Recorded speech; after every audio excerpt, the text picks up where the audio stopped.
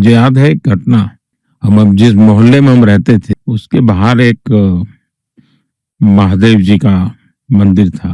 तो वहां एक संत आए थे। तो वो संत कुछ न कुछ साधना वगैरह करते थे। मेरा भी उनके प्रति थोड़ा आकर्षण हो रहा था कि ये कुछ आध्यात्मिक शक्ति इनके पास होगी शायद, क्योंकि विवेकानंद जी को तो पढ़ते थे, देखा तो नहीं था कुछ, तो कुछ ऐसे ही लोग देखने को मिलते थे। तो नवरात्रि का व्रत कर रहे थे, तो सब उन्होंने अपने हाथ पर, हमारे यहाँ जवेरा बोलते हैं जो उगाते हैं, एक प्रकार से घास हाथ के ऊपर उगाना, ऐसे ही सोना 9-10 दिन तक, ऐसा एक व्रत होता है। तो वो महात्मा जी कर रहे थे।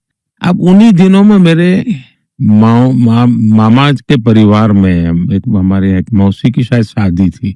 मेरा पूरा परिवार मामा के घर जा रहा था।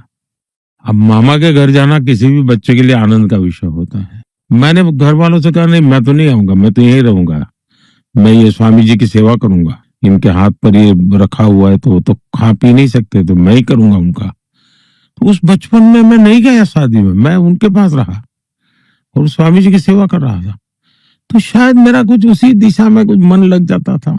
कभी लगता था कि भाई हमारे गांव में कुछ लोग जो फौज में काम करते थे, छुट्टियों में आते थे तो यूनिफॉर्म पहन के चलते थे, तो मैं भी दिन भर उनके पीछे पीछे भागता था कि देखिए कितनी बड़ी देश की सेवा कर रहा है।